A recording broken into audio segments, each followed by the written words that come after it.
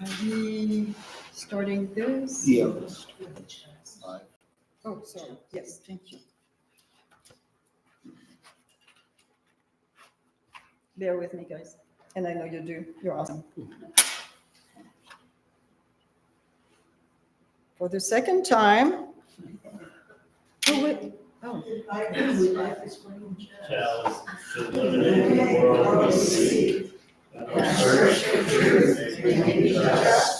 In our search for justice, where do we go? And loving, where do we find peace? Now we invite Grace to give us opening words. Yes. Okay. I'm going to recite the Al-Fatiha, which is in Arabic, which is, it's the opening prayer of the Quran, and it's recited about 5 times a day, give or take, if everyone does their prayers. So it goes like this. Bismillahi al-Rahmani al-Rahimi, Maliki yawmi dini, Iyaka nabudu wa iyaka nasta'in, Ihdina sirata mustaqim, Sirata ladina an'amta alayhim, Ghayril maghdubi alayhim waladhdallin. Amin. The translation in English. In the name of Allah, the most giving and the most merciful, all thanks is to Allah, the God of all that exists. You alone we worship, and you alone we ask for help.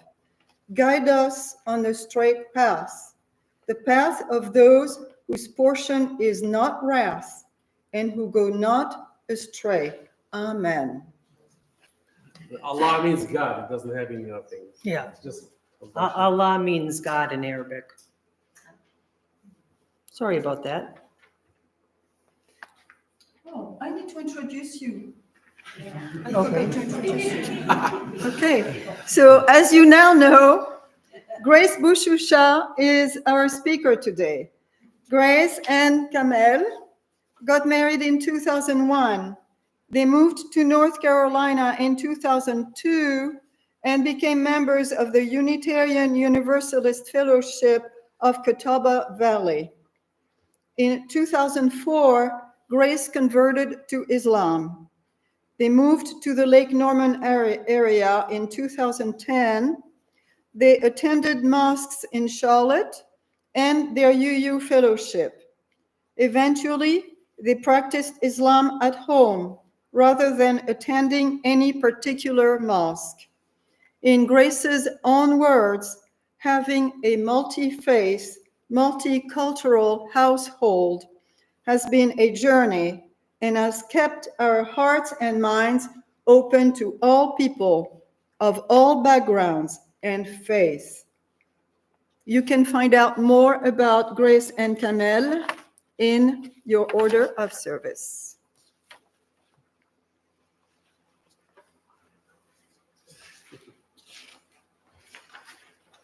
Thank you, Veronique. Well, today's Easter. So besides talking about Ramadan today, I also want to point out the stories of Jesus in the Quran. And before I begin, I'd like to say a bit about where we are in Ramadan. Right now, I think Veronique already mentioned it, but Ramadan will end around April 10th or 11th when they sight the moon.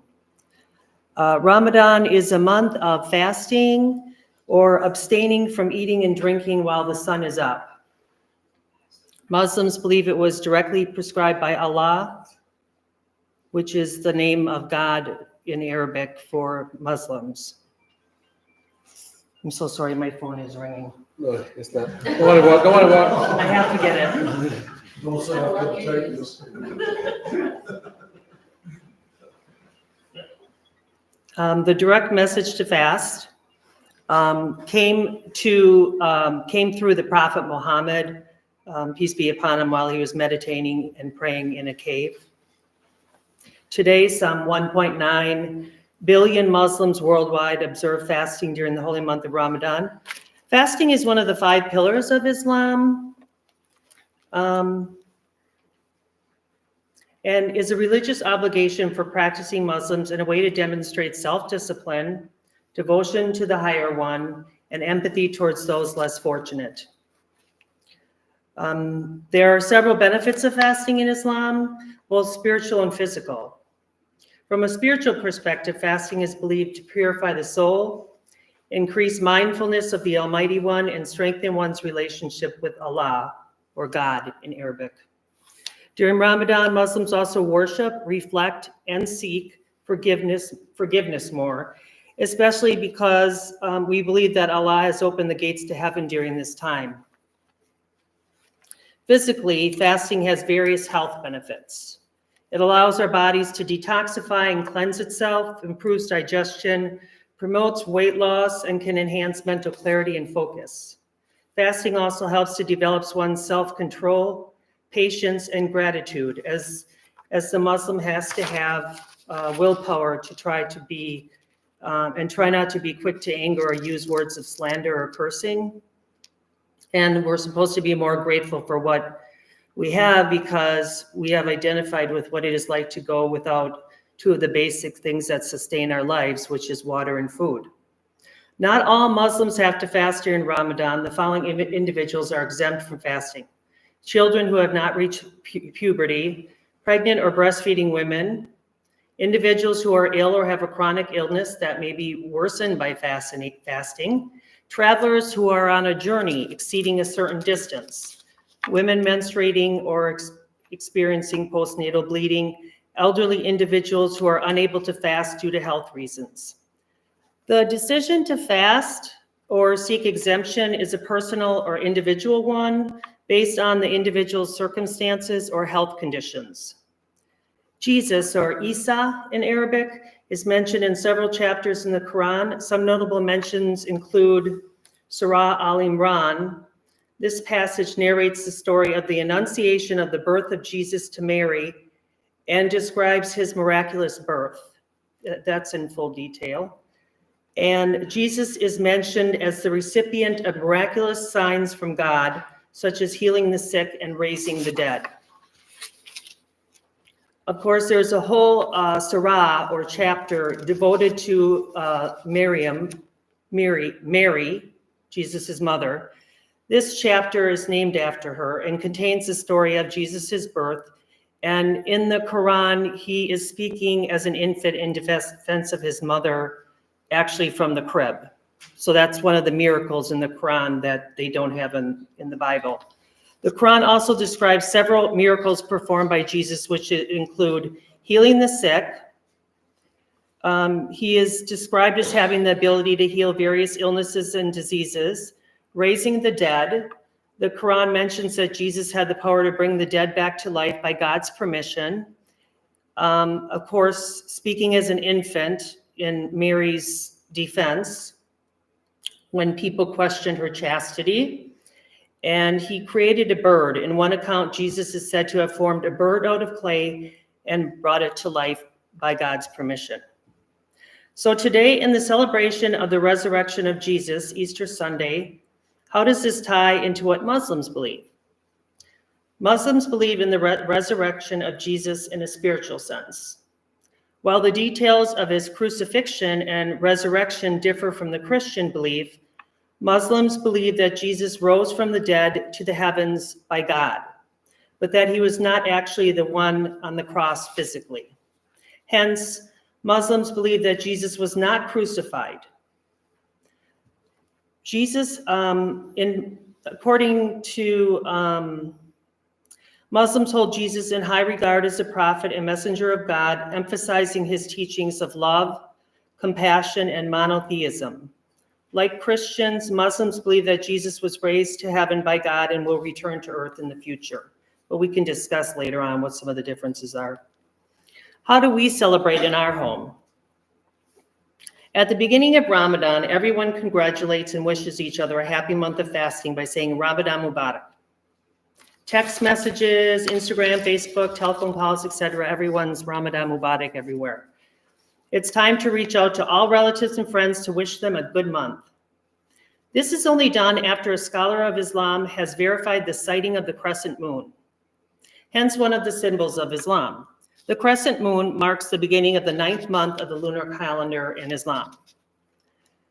And the Islamic calendar is lunar, like the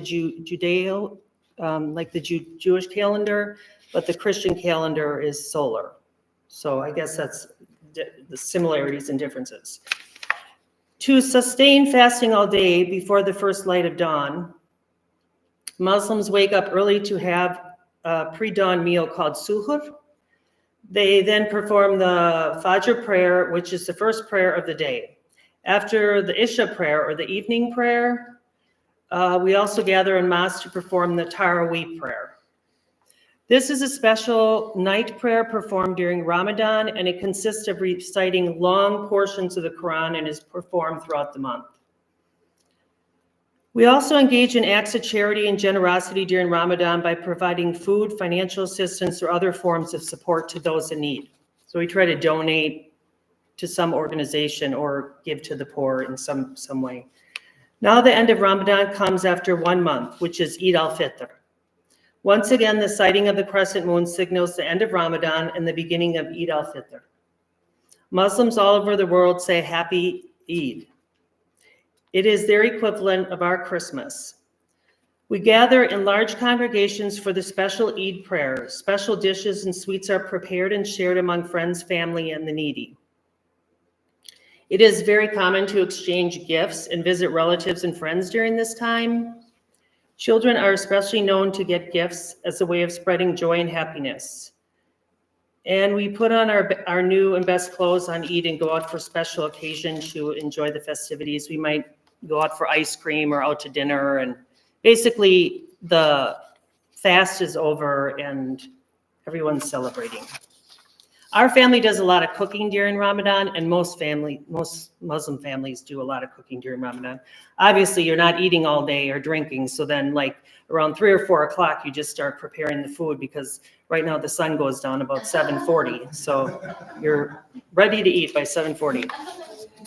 The hustle and bustle of the kitchen starts around 3 or 4 to prepare the fast-breaking meal just before sunset. Sometimes I spend time praying or reading the Quran in the evening if I have energy, or we listen to a speaker on TV. I reflect about my life of excess and how lucky I am to have what I have. I consider who I will give to and how I will get closer to Allah. Every Muslim is different, just like every Christian or Jewish person is different. No one Muslim celebrates Ramadan the same all the time. Ramadan is one of the ways an individual can get in touch with themselves and their Creator better. In closing, I would like to say I cannot speak for all Muslims because I am, can't generalize, but all I know is that I strive to fulfill the tenets of the faith to the best of my ability. I did not grow up Muslim, so it has been a different kind of journey for me when I assimilated to being a Muslim. In times of great difficulty and tribulation, I look to my omnipotent Creator who knows I am capable of being forgiven, and that there are requirements to what I must do to please my Creator. In my global perspective, this makes sense to me and gives me great comfort. If you have any questions now, myself or Kamel will be happy to answer them the best we can. Thank you. So this is talk back time. And this is the part of our service where all of you are invited to offer your thoughts, your comments, and questions about today's theme and reflection. So we want the viewers at home to also hear your comments. So please use the microphone, either up here at the front, or Jim will go through the room with that microphone.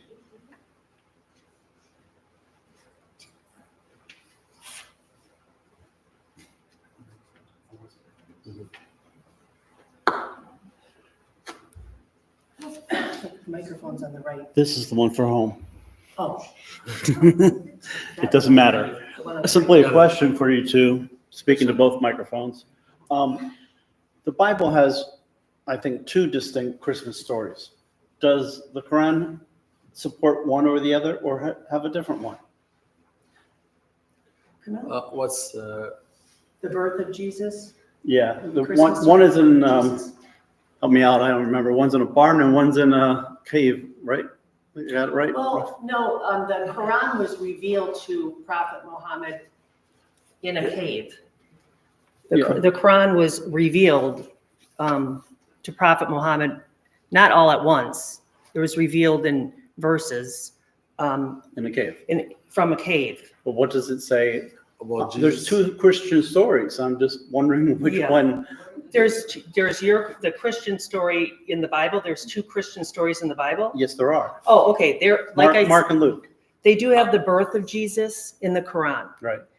and Jesus speaks from the crib at his birth in the Quran. So I would say there's no tiebreaker. Yeah, yeah. Thank you. Yeah, That's all. yeah. I think that the most significant difference between Muslim and Christian is the fact that Muslim believe only God, they do not believe in the Son of God. That's the only way. Other than that, Jesus is the number 2 significant for Muslim after Muhammad. Muhammad is the last prophet. That's why he's more important. And he brought the word of God, the last word of God. That's the thing. It's supposed to be the last book from God. And it came in a cave. He spoke to him the first time in a cave. The first word is called Iqra, means read. Iqra bismi rabbika, read with the name of God, and so on and so on. It's a big story. That's how it started exactly. So, and the first time when the word that came to Muhammad, he was like over 4 years old. He didn't receive these words from God when he was younger, over 4 years. He's pretty much very mature. And there's a lot of story behind that. They didn't believe him at first. Then he immigrated to Medina, which is another city, till they settled down.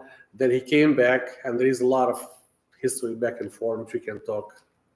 And he was illiterate, right? Wasn't he illiterate? I believe Like, so. he couldn't I think so. read, She so- knows more about that. Yeah. That's the. I saw somebody wanted to ask a question. I'm sorry. Please.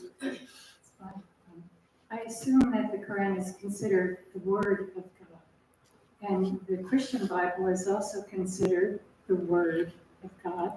Are there contradictions that you're aware of? Well, they're two different books, but they carry the same history. Now, if you read the Quran, everything you read about Jesus in the Quran is 99% what you hear in the Bible. And on the end, this is my perspective. They are like documented by humans, and they're subject to error no matter what we do. So nothing is perfect. This is a problem we have this problem with the Muslim and the same time some Christian. They think like that is a perfect word. That's what God says. And as a fact, there is like a history of like there is some difference between what the exact word in these holy books, but they're subject to error all the time. And to come back to your thing, they are different. Two different books. They carry the same stories, with the exception is, as I mentioned, is that Jesus is a prophet of God, but he's not a son of God, because God is exceptional for the Muslim, and he cannot have like a son. It's like a superpower. That's if you say like God has a son, that means you put him on the same level as humanity. This is what I mean. I'm not saying that's the whole purpose of it. Yeah. And again, I'm not really super knowledge. I'll try to answer your question to the best of my knowledge. Probably she did more study than me. What is the difference between the Shia and the Sunni part of the mosque? Oh, I know the Yeah. answer to that. The Shia, I have a picture here that I took the other day from the history. These are, when you go back to when Muhammad came with the Quran, they were all the same. All the difference, they came after his death. The difference came after his death.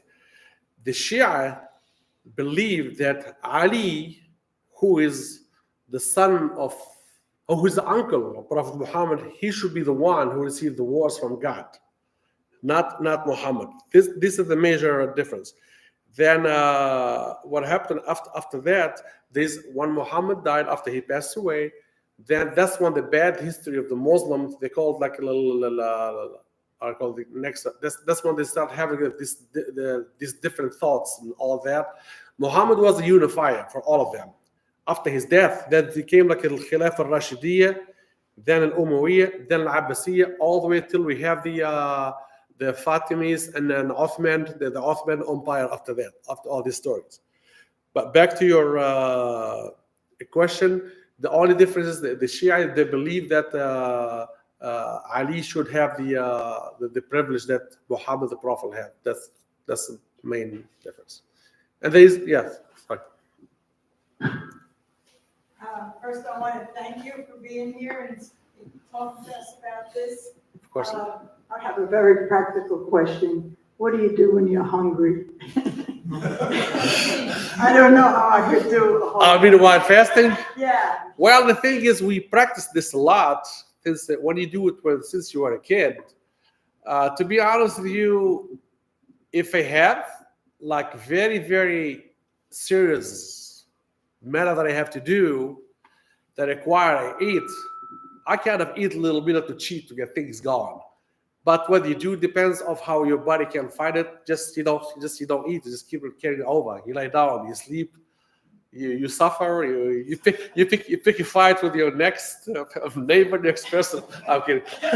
You mean you eat if you have to take medicine, right? If you are sick, or if you have like a big obligation, if you have responsibility, if someone else like is in the midst of you that you have to perform some tasks, yes, you have the authority to break your fast and do what you need to do. The whole purpose of fasting is what? Just to bring people together. Bring people together at the same level. Now, with the Muslim society, what is here in Ramadan, you walk into mosque to the prayer, you can see everybody, no matter who they are, like their age, their social status, their whatever it is, they're all doing the same thing. And it's like nobody can talk about anything outside of what's how to help people. And probably she said that the five standard for the Islam is the announcement of God, like believing in God. The second one, believe in God and believe that Muhammad is prophet. The second one is a salat with the prayer. The third one is a zakat. Zakat means when you give money out. And in Ramadan, this is the time, like the last week of Ramadan. This one, the zakat, that donation goes to the poor people. So back to the third, when you go back, everybody talks only about how they're going to help people, how to do this zakat and all that. This is giving it the perfect Islamic environment. Now things are different. Believe me, every religion they have some people who try to break more, to try to give more money, to show off more, all that stuff. Probably you know that it's impacting all over the places. And and another thing, the significance of the Prophet Grace has mentioned that. Ramadan is the month where the Quran came, the 27th day of Ramadan. We call it Laylatul Qadr. Means the light. What's Laylatul Qadr means again? The light. Yeah, the light. That is the night where you are too close to God. So whatever prayer you want to say, you better say it that night because that's your closest, the more likely to Grace, your pre-dawn meal, what do you typically eat? Well, usually Kamel is too tired to get up for it because he ate so much at the iftar meal the night before.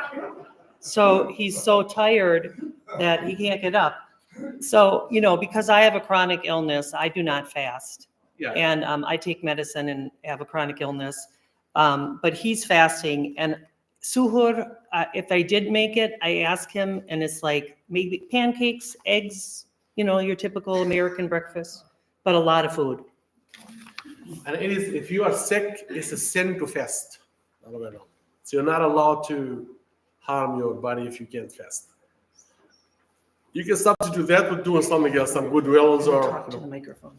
you can substitute the fasting by doing some good wills, like volunteer or donate or do something. Yeah. Can you talk a little bit about the pilgrimage to Mecca? Does that apply to Sunnis and Shias?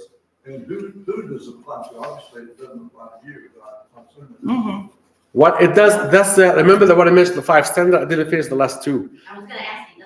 Yeah, the last two. Doesn't apply to us. Let me go back. The first one is announcing God is your God is one. One, and he has the last prophet. The second one is the salat, means the prayer. The third one is Ramadan, if you can, given your health and law. The fourth one is the Zakat. no, the third one is the cat. Sorry, the Prayer. third one is the Say cat. prayer. The donation. Yeah, the second. Salat. The fourth one is the Ramadan, and the fifth one is go to Mecca pilgrimage if you can. If you can, health and financially, if you can. And that go both Muslim and Shia, they all go to there because the pilgrimage Mecca is built by Ibrahim. If you go back to the whole story, that is the direction of the Muslim where they pray. Instead of because God is everywhere, Muslims believe God is everywhere. They have to pick a direction. So they pray when they do the prayer, they aim toward Mecca. East. Yeah, east from here would be west from Japan, I guess. Oh, okay. Yeah, yeah, that's all. Yeah. That's all. Yeah. But it does apply for everybody. When you go to Mecca, you see Muslim, Shia, everybody goes to Mecca. Yeah. Yeah. Many people say that, or believe that many religions are quite similar in terms of what they ask people to do and not to do. But on one particular point, they differ wildly, and that is what is the nature of the soul and what happens to a soul when the person's body has died. What is the view of Islam on that? That is a good question. That is, yeah, Muslim, what they do, they bury the body, okay? And the body goes through a period, the soul goes through a period where it stayed with the body in the grave until the judgment day.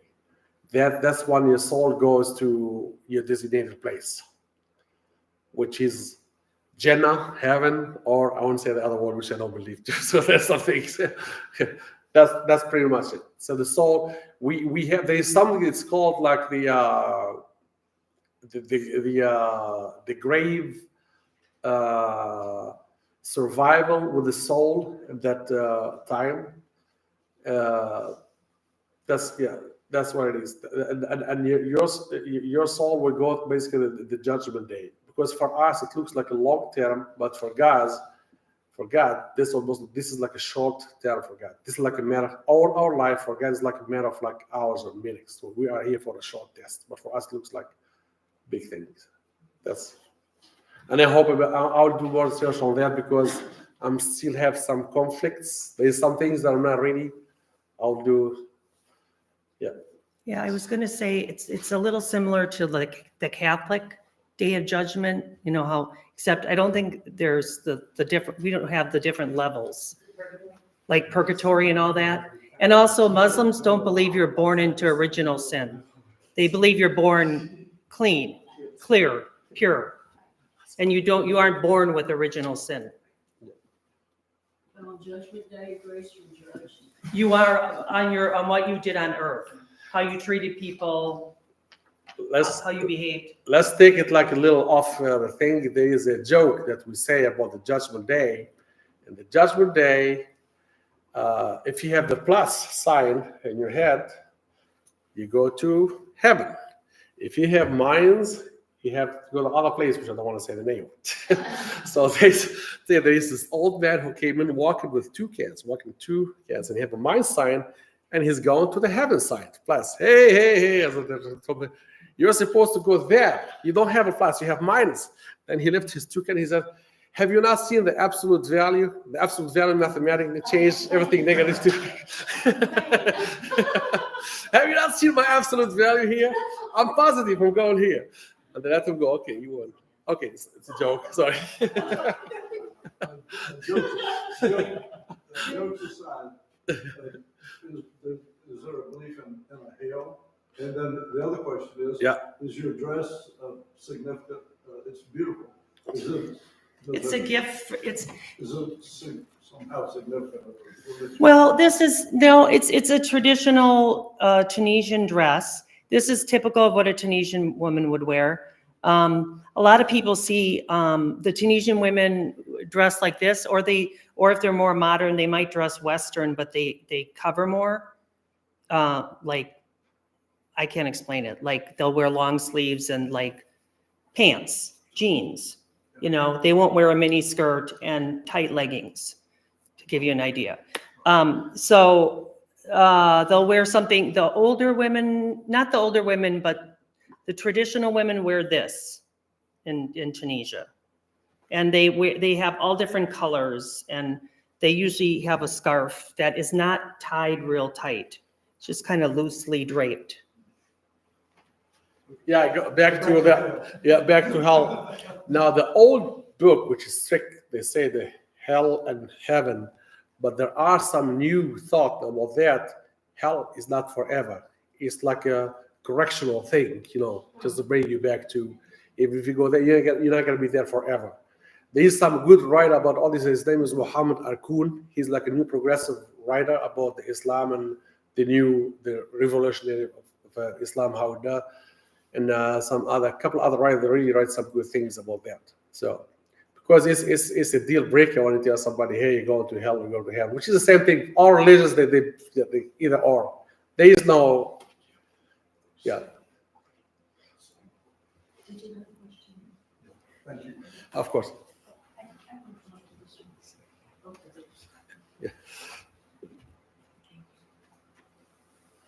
Kamel, I know you were born into the faith and Grace joined as an adult. As a child coming up, were there things you needed to learn or do to be officially received as an adult Muslim? Mm-hmm. And then for Grace, I wanted to ask what you needed to do, Grace, in order to make your conversion to Islam official. Oh, I can. I'll answer quick about how it goes, then she will tell you. Oh, For us, we grew up with that. The difference now between, let's say, Muslim and Christian, for example, we do not believe the baby is a sin. He's a sin when he was born. We believe he's a white page. He's non-believer. So as he goes, he learned how to adopt the 5 standards, as I mentioned, all that. That's how he became Muslim. You learn how to practice more, learn more about that. Mm-hmm. And to be honest with you, this is what we believe. This is how my parents raised me. The religion faced about how you behave socially. It's not about, you can pray like 100 times a day. If you're harming other people, your prayer is worthless. So they teach us how to be like a good citizen, how to respect other, a lot of little things. Now let Grace speak to her. What did you have to do in order to make your conversion to Islam official? Oh, well, to make it official, you have to do the shahada, which you go to a mosque and you say, La ilaha illallah Muhammadur Rasulullah. And there is no God but Allah, and Muhammad is the final prophet. And that you just make a statement that that's what you believe. And then you practice the 5 pillars of Islam, which Kamel's been talking about, which is giving to the poor, pilgrimage, salat, making prayer, and fasting, and I forgot the 5th one. The Hajj, The Hajj, yeah. going to Saudi Arabia, to Mecca. And you don't have to do it in a mosque. You don't have to have a special ceremony or a mosque or either. You can do it just between you and God. God is only, that's it. That's pretty much. Thank you. You're welcome. Any more questions? You have to have a mat. If you don't have a mat, you can still bow and pray. That's Prayer mat, prayer, whatever. Well, if you don't have them, you can pray on the whatever place you close by, because it's all that's I prefer that, because if there's none, you can pray directly on the ground. And this will bring another question. Muslim, before they pray, they usually do the wudu, mean they wash with the water and all that stuff. Now, for somebody who has like his health, like my father who lives 104 years, he dies on December. At the last years of the latest years of his life, he can't do that every time. There's something called tayammum. Tayammum means you like hold the rock. He usually have a rock next to him, and he just touched the rock. Is like a similar if he should wash himself with the water. It's something that's from earth. That's where it is. Yeah. Which bring the same subject. You don't have to have it perfect. You can pray anywhere. And even if you're not aiming directly to Mecca, it's all about what you mean. That's all. If you don't do it perfectly, if you don't say Fatiha earlier, Grace read it a little wrong, but she means well. I didn't want to correct her. Kidding. She means well. It's good. I'm kidding. I'm just. You're joking. Yes, yes. I'm joking. Yes. Any more questions? Okay. So thank you so much, Kamel and Grace, Of course. for really enlightening us and educating us about Ramadan and about Islam. And I just wish that all churches on earth would do the same to promote human kindness and understanding. So this fellowship is important to us. The contributions we make. Music. Oh, I am so sorry. Okay, of course. So, Kamel. We're gonna feature Kamel just by himself for a minute. Yeah, Okay. This is a frame drum, and traditionally in like the religious occasions, especially Ramadan, they use these drums to sing their songs and to perform all that. So they do meditate, kind of like like more earthy drumming things. I'm gonna try to do like 1 minute. I hope you like it. Like a kind of like they have some notes here.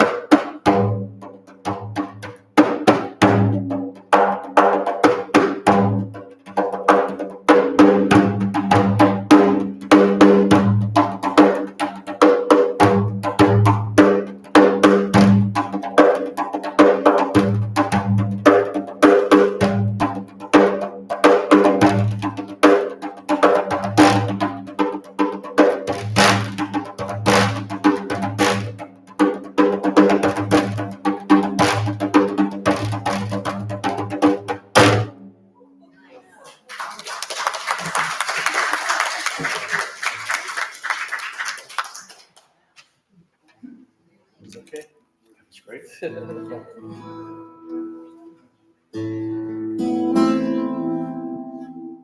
Try something together.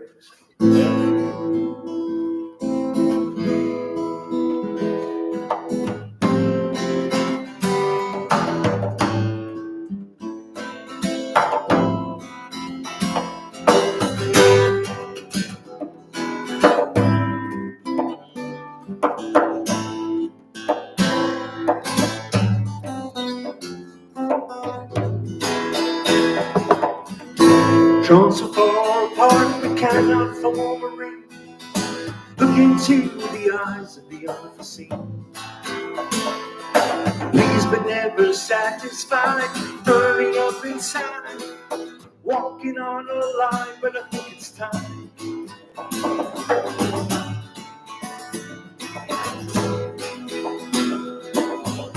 Trust your eyes and ears and dry your frozen tears.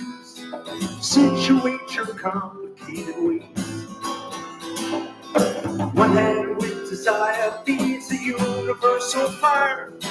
Walking on a line, but I think it's time. I know, you know, traveling a long way just to find all the miles you left so far behind. Traces of the way it used to be. I want to see that day again. Want to see the day.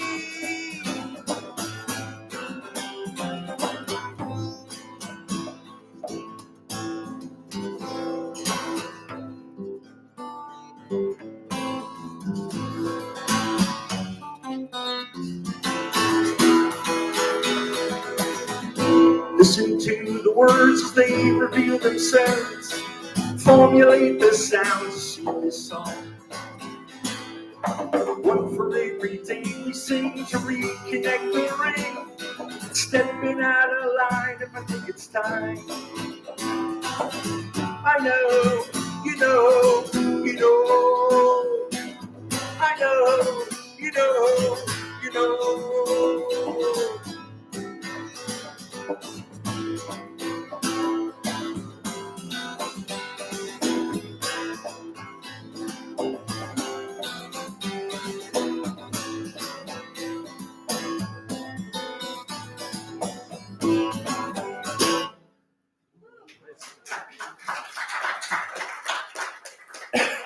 Never played the song with him before. No.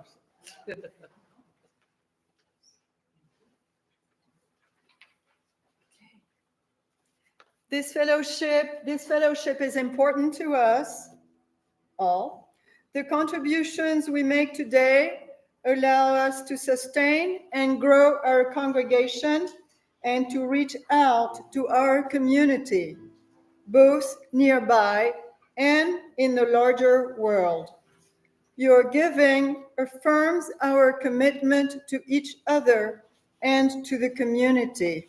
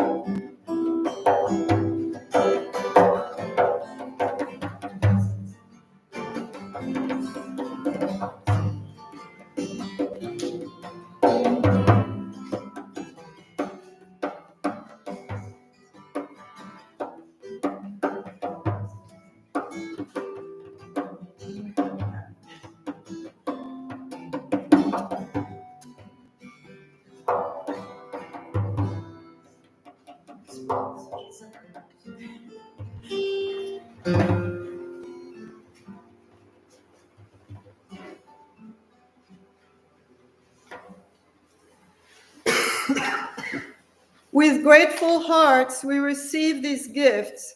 May they encourage us to live lives of integrity, compassion, and peace.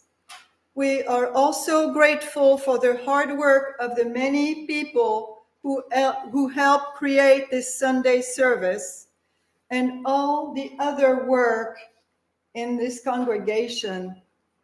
This includes volunteers for the UU Animal Ministry, Feed North Carolina, the Friday Action Hour with UU Justice North Carolina, and the members of the board. There are several important announcements, so some of them they're all, in fact, in your order of service, but let me go over a couple here. So where are we going after this? We're gonna go to Fusion Ball because I know they're open. Okay. So you are welcome to join us at Fusion Ball after this to share friendship and ideas and just be together. And Movie Tuesdays, you want to tell us about this, Linda? Well, we're gonna go see Ghostbusters. I don't know who's interested, actually. I'm not that crazy about it, but we'll see. Okay, so contact Linda over there to find out more about that. At UU Animal Ministry, I don't see any date here. Next Saturday. Okay, thank you, Jim. And please contact Claudia. You have the number here. There is no special skill required. You can just show up. And Feed North Carolina, the next day to work there as a group is April 11. I think my papers are going to catch on fire here. It felt warm. So contact Jim Arnold about this work. And our quarterly litter pickup will be at 9:30, Saturday, April 20th. More details here. Linda Hiddenberg has donations form and details about the Lake Norman fundraising auction that will take place June 1st. Next Sunday, Reverend Pat Joe will talk about a vision for 2026. And yes, 2026, not a misprint. And you won't want to miss it. I'm not going to say more about it, because that's all I know. And, okay, so there is a special message here from Reverend Pat that is really important in the back of your order of service. Please read it. The march will take place on September 7th at Pineville Park. Joy International is the organization that sponsors this throughout the world. And the purpose is to raise money toward Joy International, which is an organization that combats childhood trafficking. This is particularly important here because Charlotte is one of the main cities in the United States that serves as a center for this type of activity due to the large interstates that go through, the large airport, and its geographical location. So please read this and take part in it. Thank you.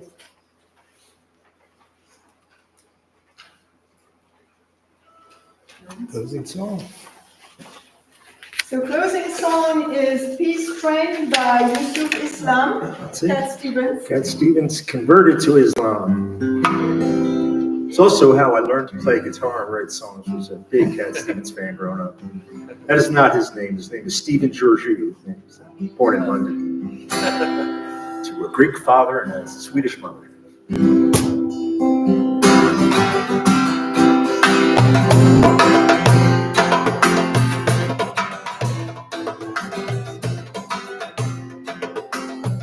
I've been happy lately, thinking about the good things to come, and I believe it could be something good has begun. I've been smiling lately, dreaming about the world as one, and I believe it could be someday it's gonna come. 'Cause out on the edge of darkness, there rides a peace train. Peace train, take this country, come take me home again. I've been smiling, thinking about the good things to come, and I believe it could be something good has begun. The peace train sounding louder, ride on the peace train. Ooh-ah-ee-ah-ooh-ah. Come on the peace train, holy roller. Everyone jump on the peace train. Ooh-ah-ee-ah-ooh-ah. Come on the peace train. Put your bags together, the way with your friends too, 'cause it's getting nearer, soon we'll be with you. Come and join the living here, it's not so far from you, and it's getting nearer, soon it will all be true. Train sounding louder, ride on the peace train. Ooh-ah-ee-ah-ooh-ah. Come on the peace train, come on.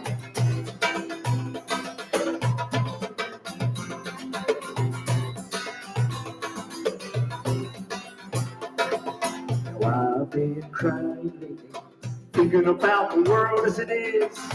Why must we go on hating? Why can't we live in peace?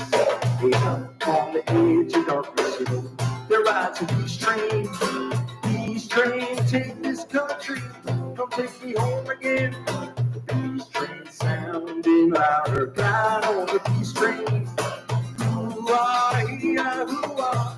Come on the peace train. Train, holy roller.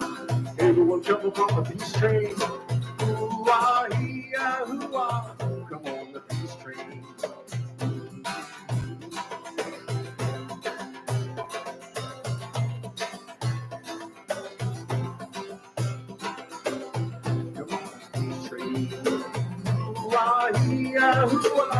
It's easy to sing.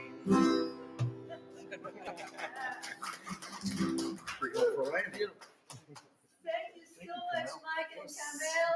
And let's get on the peace train, people. There you go. Choo choo. Okay, and Linda asked me, what are those things on the table? So maybe Kamel can help me. Kamel, Yes. these items on the table that I brought, they actually used to drink out of a cup Oh, like this, yeah. right? You brought what? This and this. Yeah. This is like the this is drinking cup. It has some stuff here. The south they put, it's called gatran, which is supposed to keep the water cool, I guess. Here, when they talk had over it. there, it's taken here. Back in the days before they had refrigerator and all that, there's a product now. It's gone for some reason. It's a black. They put it there. It's supposed to keep the water cool. It's all traditional. This is the gola. This is what how they carry the water from the source. Spring. Yeah, spring. They carry it, take it home, and I guess that's a This decoration. is decoration. Yeah. And, That's an art. and this is artwork that I thought was so cool, and the head fell off, so I glued it back on. Still surviving. It's an art with a head. So Thank you. Well, in closing, I'm just going to read a poem by Rumi. Before I read the poem, I wanted to tell you that he mentions an instrument in the poem called a lute, which I didn't know exactly what it was. It's any plucked string instrument with a neck and a deep round back enclosing a hollow cavity. So anyway, here's the poem. There's a hidden sweetness in the stomach's emptiness. We are lutes, no more, no less. If the sound box is stuffed full of anything, no music. If the brain and the belly are burning clean with fasting, every moment a new song comes out of the fire. The fog clears and new energy makes you run up the steps in front of you. Be emptier and cry like reed instruments cry. Emptier, read secrets with the reed pen. When you're full of food and drink, an ugly metal statue sits where your spirit should. When you fast, good habits gather like friends who want to help. Ramadan Kareem. Thank you, Grace. And now we will extinguish the chalice.